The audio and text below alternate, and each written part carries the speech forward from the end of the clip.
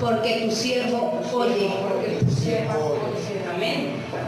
Vamos a ver. Padre, en esta hora te damos las gracias, Señor, por tu palabra que tú nos das en esta hora. Gracias, Señor, porque tú la estableces, Señor, en nuestras vidas, primeramente, Señor, para poderla compartir, Señor, a los demás, Señor, a las gentes. Gracias, Señor, por las vestiduras, Señor, que resplandecen en medio de la oscuridad. Señor, gracias, Señor, porque nos has oído para oír y nosotros te decimos, habla, porque tu siervo es escucha. Amén. Amén. Bueno, a este mensaje le puse por título El comienzo de un plan perfecto, y me basé en el capítulo 1 de Samuel. Lo vamos a ir viendo ahí poco a poco, porque ya pues todo el mundo se sabe este relato, ¿no? Y a quién no le gusta, ¿no? El ministerio de Samuel y cómo le habló Dios, pero el Señor me lo hacía ver de otra manera, bueno, no de otra manera, sino que amplió aún más lo que Él me había dicho, ¿sí? Y entonces, pone desde el 1, primera de Samuel 1, y con esta historia el Señor empezó un plan perfecto. ¿Por qué? Porque yo le preguntaba a mi esposo, a ver, ¿en dónde está profetizado que va a venir un niño y que va a ser un parteaguas en Israel?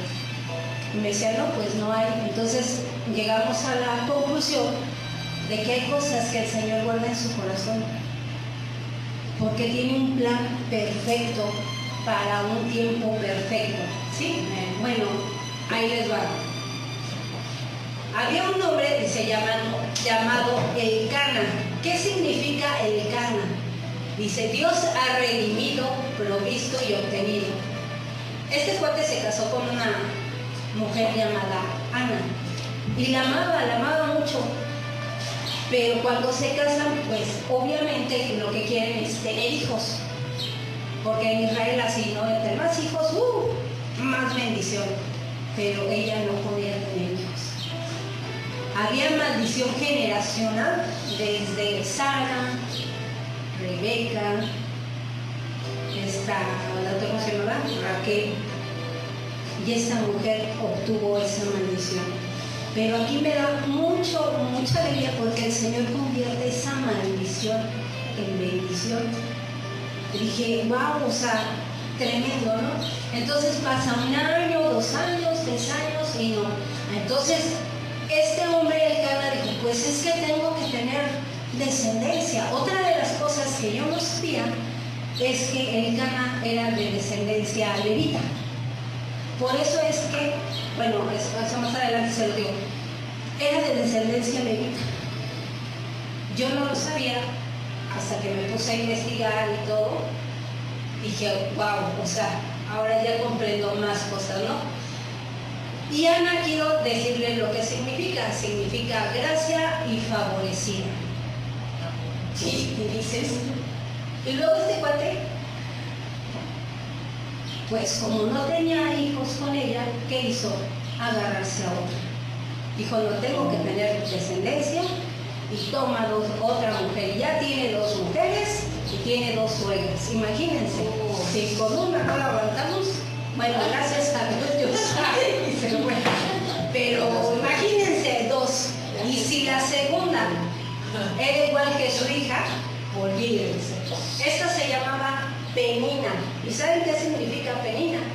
No. Penina significa coral. El coral siempre, me comentaba mi esposo, pues están debajo de la luz. ¿Y sabes qué hacen? Le dije, no. Dice, son bien rasposos y cuando se quiebran, te hacen unas, ¿cómo se llama? Heridas tan feas. Yo dije, bien le quedó el nombre a esta mujer. Sí, los vale.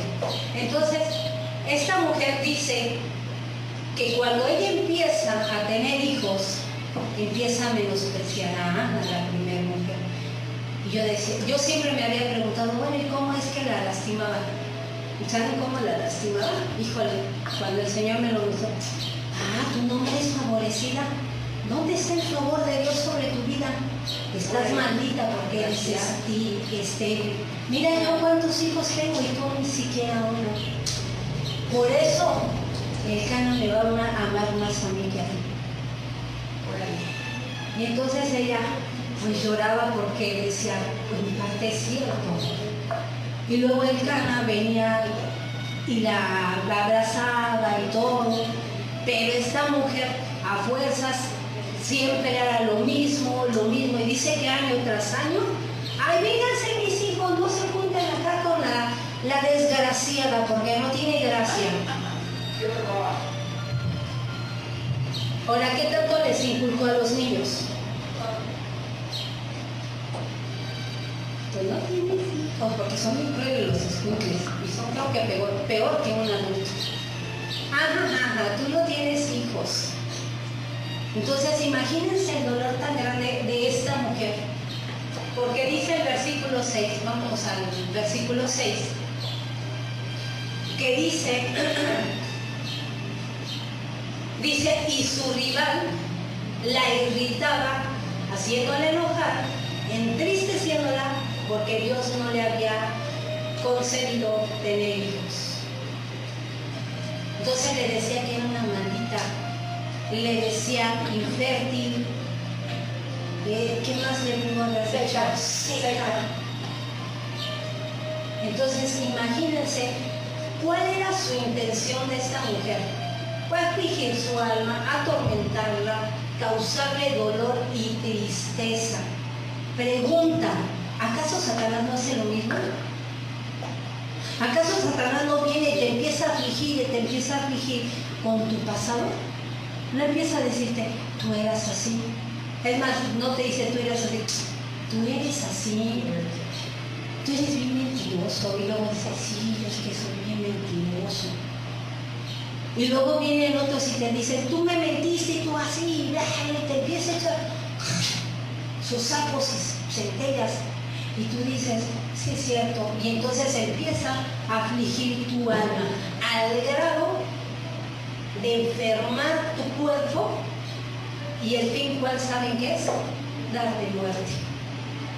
Entonces lo que hacía esta Penina, este coralito, era causarle la muerte, porque quería su muerte. ¿Por qué? Porque quería quedarse con el Cana. Y dices, hija de su mamá, qué bárbara. Entonces es hija de la mañana.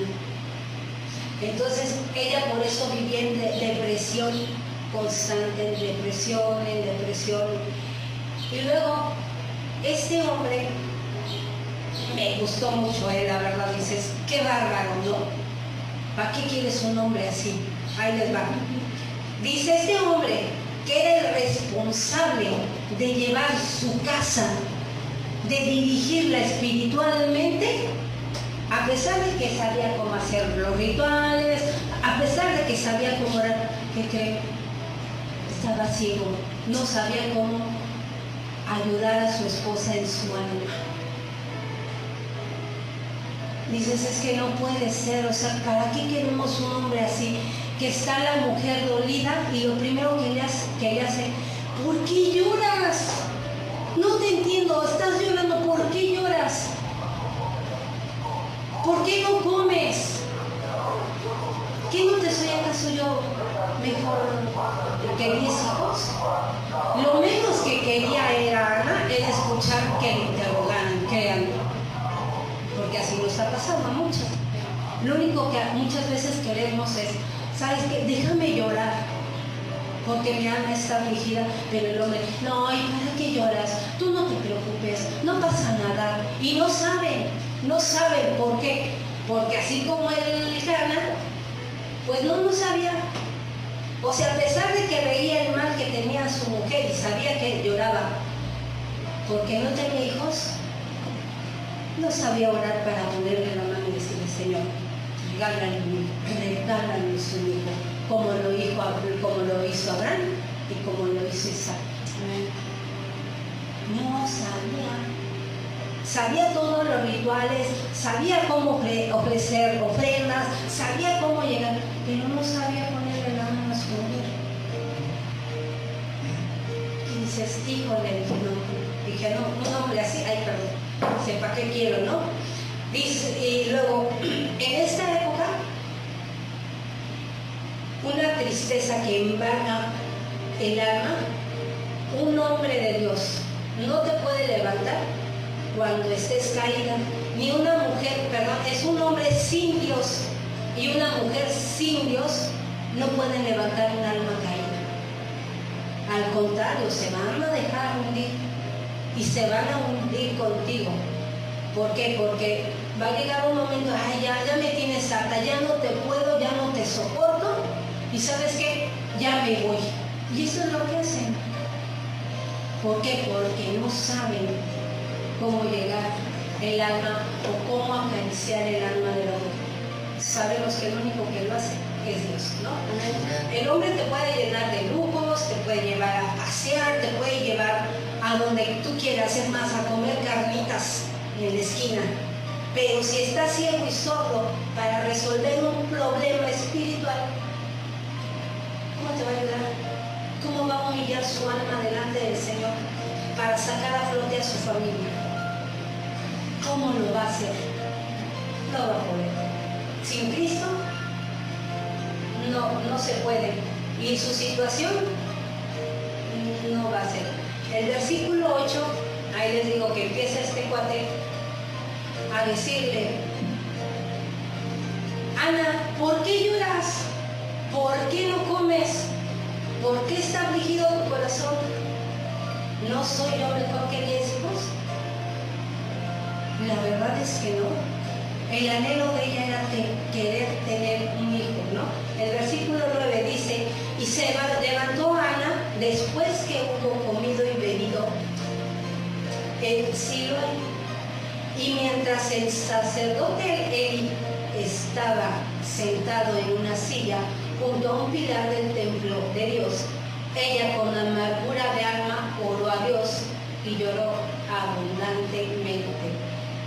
Esta mujer me enseñó algo que yo no había visto.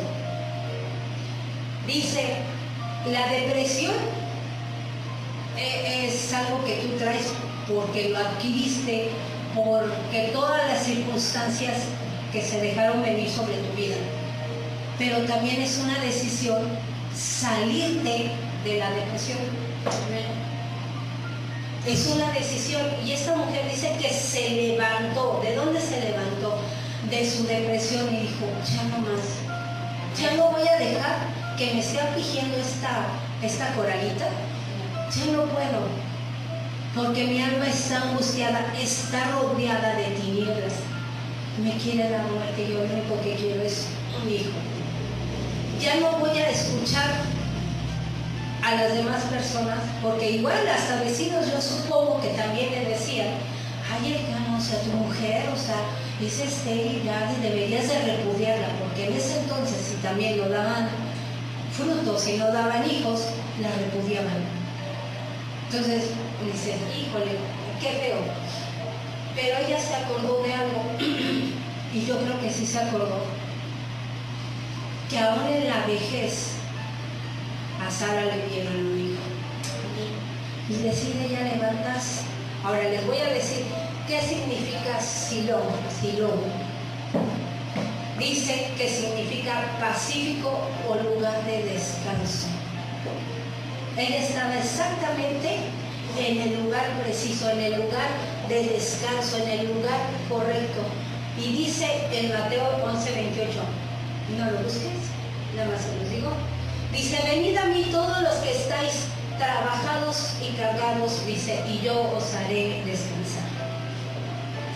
Estaba en el momento preciso. Silo es el lugar correcto, el lugar de descanso donde hay paz.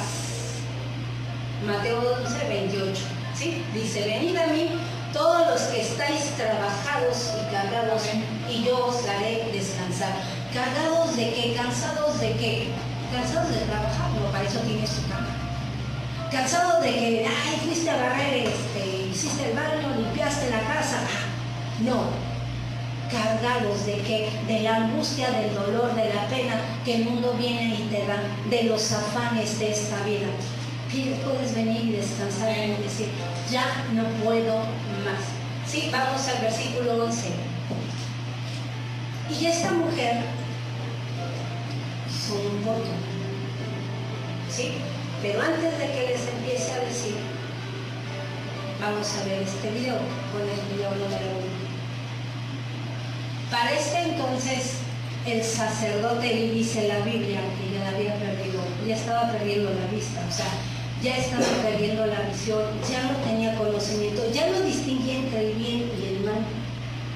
Ya lo bueno le llamaba malo y a lo malo le llamaba bueno. Y más o menos esta mujer así pasó.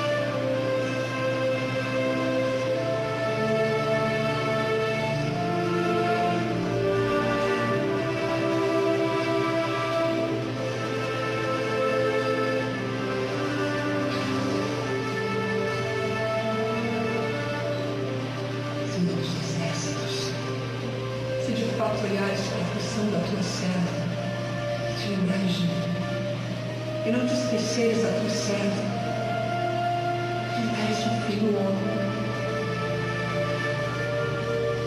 Eu dedicarei ao Senhor por todos os dias da sua vida, e sobre a cabeça dele não passará nada. Até quando você vai ficar embriagada?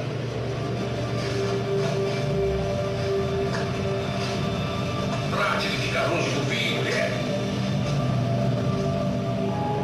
Como você tem coragem de ir ao tabernáculo do Senhor nesse estado? Não, Senhor. Eu sou apenas uma mulher angustiada de espírito. Uma bebida vinho e uma bebida forte. Eu estava apenas derramando minha alma diante do Senhor. Não tenhas a tua serva por filha de Belial. Ela estava orando assim até agora porque é grande a minha aflição.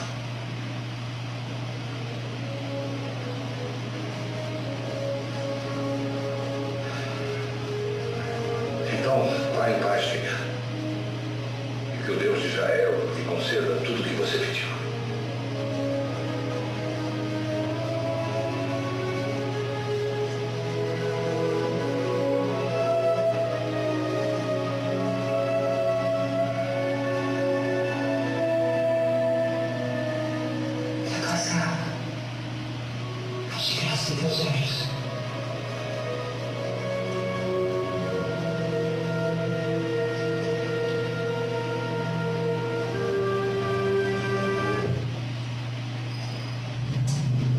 ¿Se imaginan el cuate este cuando dijo, no, estoy atribulada, la cara que puso?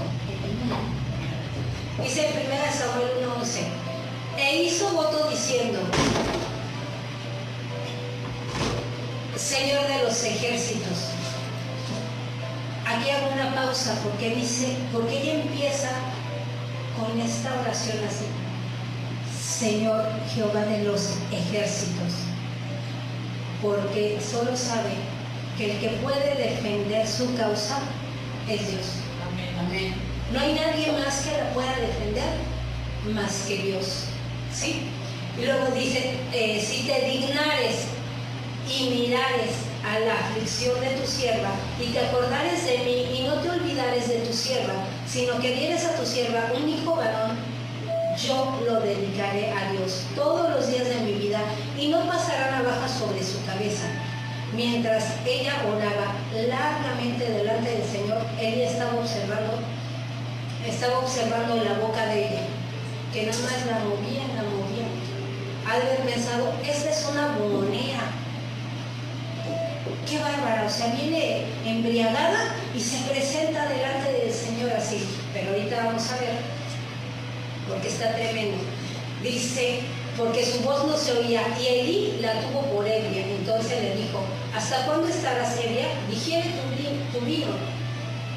Buscando en otras versiones, el versículo 14, en otra versión, en la Septuaginta, dice, y dijo Elí, ¿hasta cuándo estarás ebria? Quita tu vino de ti y vete de la faz del Señor. Prácticamente la estaba corriendo de la presencia de Dios. Al decir, quítate de la faz del Señor, le estaba diciendo, ¿sabes qué? Vete, o sea, el Señor no te quiere así. Vete de aquí, lárgate de aquí. ¿Por qué? Porque no tenía discernimiento y estaba juzgando conforme a lo que veían sus ojos. Medio veía, porque ya ni veía. Y la estaba juzgando así. Entonces dije, sí, Señor, no hay que juzgar conforme a las apariencias. No podemos correr a nadie de la presencia de Dios, porque Dios es quien pesa los corazones. Muchas veces vemos a un, ¿cómo se llama? A un indigente o alguien. Ay, no, es que está orgulloso. Y lo empezamos a hacer a un lado. Pero realmente su alma está afligida y está atormentada. Entonces no podemos juzgarlo, no podemos decir, porque tampoco no sabemos qué es lo que está pasando en su vida. Tenemos que pedir discernimiento, ¿sí? Luego el versículo 15. Y Ana respondió diciendo, no, Señor mío, yo soy una mujer atribulada de espíritu. No he bebido vino ni sidra, sino que he derramado mi alma delante del Señor. No tengas a tu sierva por una mujer impía, porque por la magnitud de mis congojas y de mi aflicción he hablado hasta ahora. Aquí me detengo. Cuando tú hablas con una persona que está amargada, ¿cómo te contesta? Con amargura, y te contesta mal. Se imagina que se hubiera levantado. ¿Y tú por qué me dices que estoy ebria? ¿No sabes cómo estoy? Ups. No le contestó igual. Y le llama, no, mi Señor. Lo está poniendo por cabeza, por autoridad. Y le hace, no estoy ebria. ¿Sí? En la Biblia Reina Valera 1865, esto me impresionó mucho. Dice, no tengas a tu sierva por una hija de Belial, porque con la multitud de mis congojas y de aflicción he hablado hasta ahora. Le dijo, hija de Belial, dices, ¿qué onda? Dices, pero también el Señor me hacía ver algo. Bueno, ahorita les digo. Dice, le llama hija de Belial. Ana no aceptó que le dijera así. No aceptó sus acusaciones, pero tampoco le respondió en un tono amargado, ni enojado, ni arrogante, ni agresiva, porque sabía que él era una autoridad. Y si ella le hubiese contestado como él se merecía, ya le puse algo por tú, ¿qué creen que hubiera pasado? En vez de bendecirla, la maldice. Y sabe que hay prosperidad porque él era una autoridad en Israel. Dices, híjole. Ahora, quiero decirles qué significa Belial. Yo pensé que Belial era así como Satanás, adversario. No. En hebreo quiere decir sin valor. ¿Sabes? No tienes valor alguno, le estaba diciendo. Le está diciendo, también es corrupción, inútil, despreciable, desordenado. Cuando le dice a una persona, hijo de Belial, eso es lo que le estás diciendo. No tienes valor alguno, eres un desordenado. Pero aquí hay que tener cuidado con apresurarnos en decirle a las personas, pues tú ni cristiano eres, porque lo estás poniendo en una posición igual que él. ¿Por qué? Porque si no es cristiano, entonces ¿en dónde está? Le estás diciendo hijo de Belial. Aguas con lo que hablamos, con lo que decimos. Porque luego a veces maldecimos. Híjole. Entonces,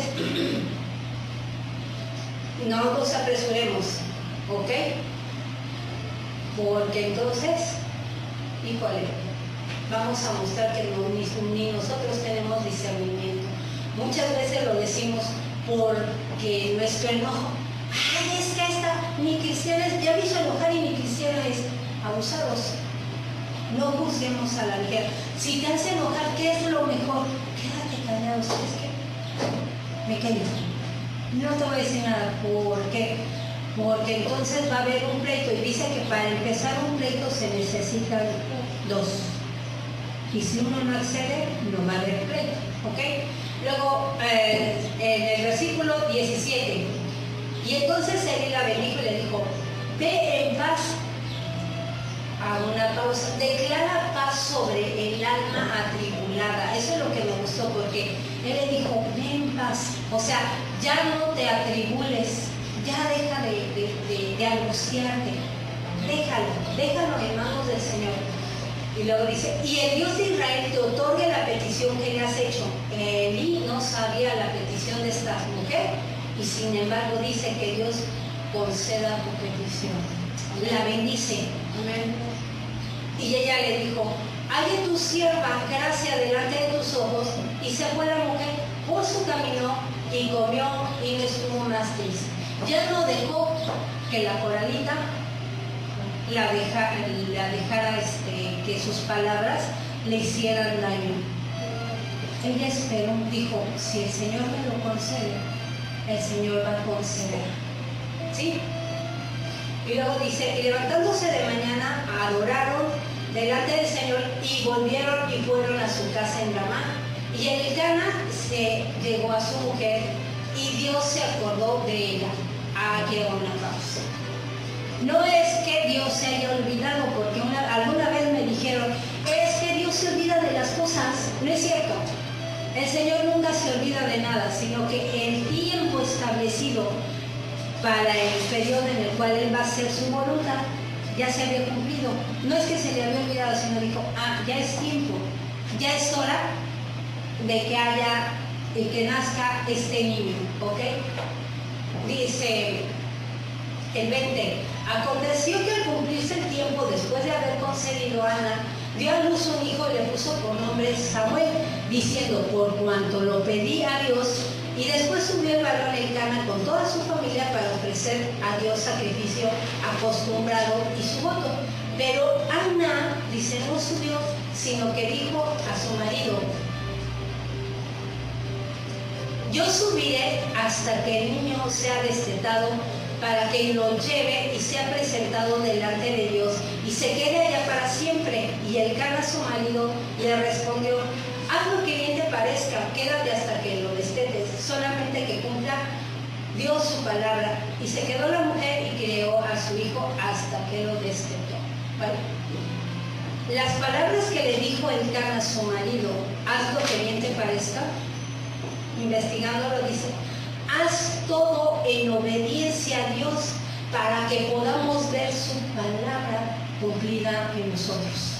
Amén. O sea, ella ya le había comentado, es que ese niño, yo le dije, y sabes que él me lo concedió, pero sabes que yo se lo ofrecí. Y él dijo, bueno, quédate, no hay problema, que el Señor cumpla su palabra en él. ¿Saben a los cuántos años lo destetaban más o menos? Dice que los destetaban entre los 2 y los 3 años. Dices, imagínate un niño de esos que son altos a los 3 años, ¿no? Topando su pecho. Dices, ay, Dios mío, ¿no? Dice, bueno, y durante ese tiempo que ella no sé si fueron 2 o 3 años que lo estuvo amamantando, ¿qué creen que ella hacía? Le enseñaba la palabra del Señor, le enseñaba a orar, le enseñaba a comunicarse con Él, le enseñaba a tener comunión con Él. Y le empezó a inyectar fe,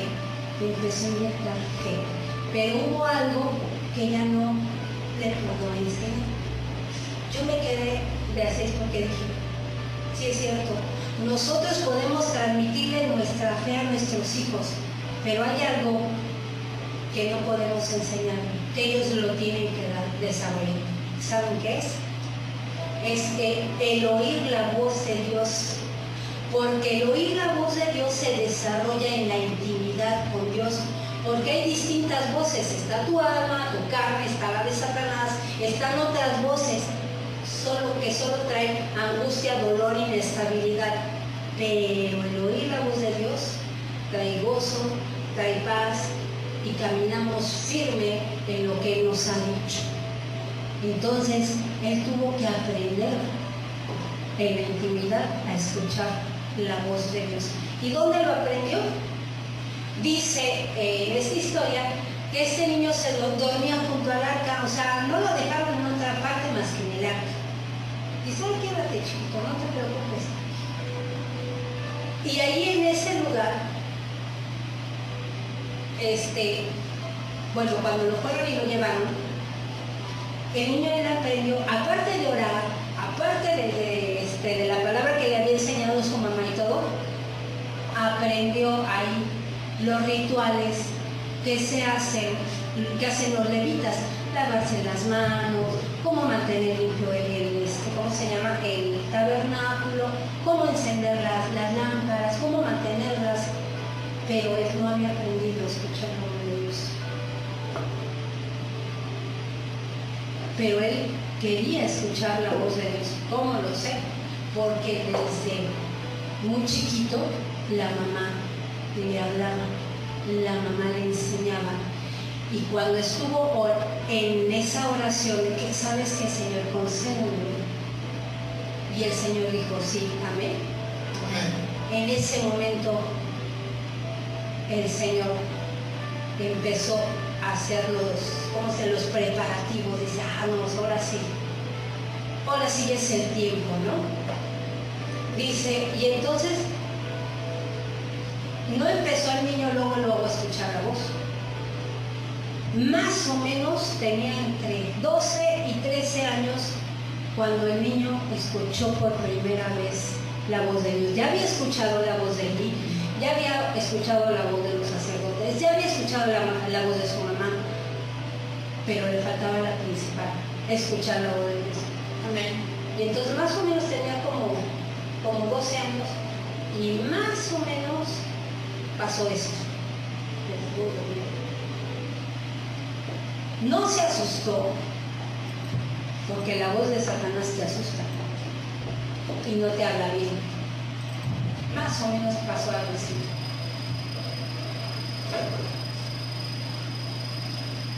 Acuérdense que está aprendiendo porque tiene la voz, el pacto del Nazareno.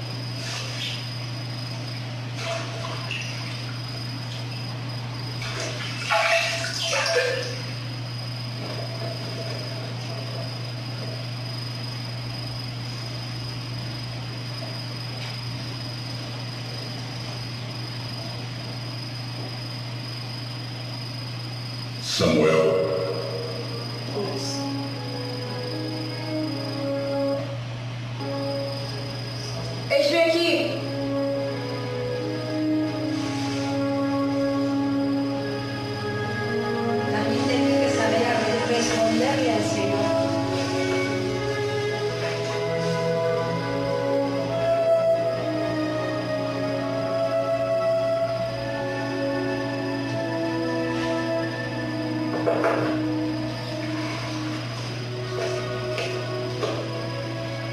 Esqueci, o senhor me chamou?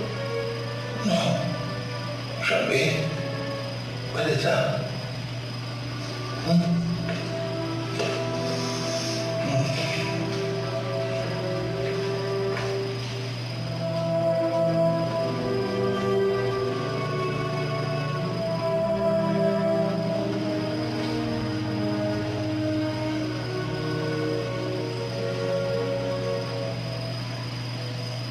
Samuel.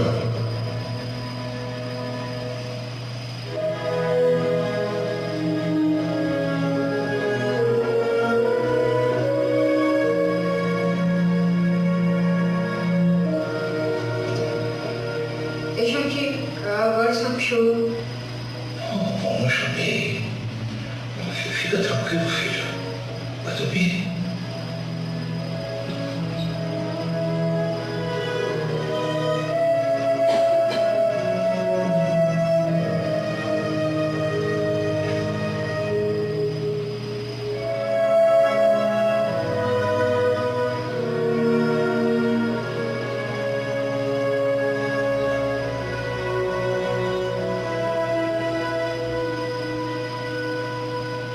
Samuel.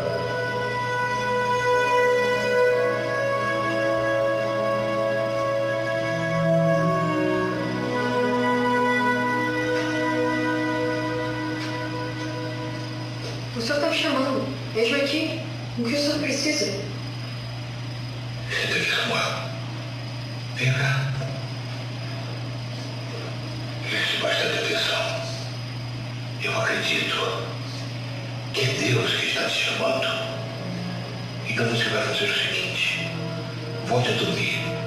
E se ele te chamar novamente, você vai responder assim: fala, Senhor, que teu servo te ouve. Você entendeu? Então vai. Vai, filho.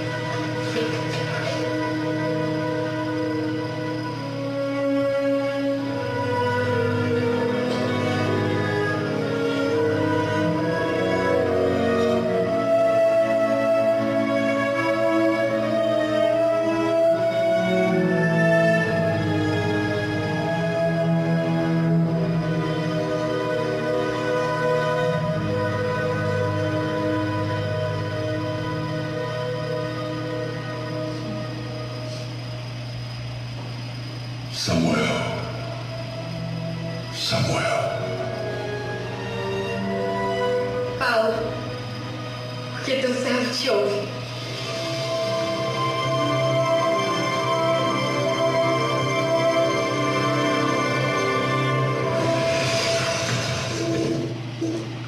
Me gusta mucho porque no había aprendido a escuchar, oía la voz de Dios, pero no la distinguía, no sabía quién era, hasta que alguien le dijo: es Dios quien te está hablando.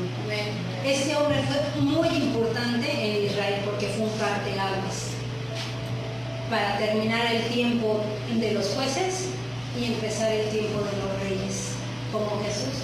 Jesús fue un parteaguas en la historia mundial, así este hombre en Israel.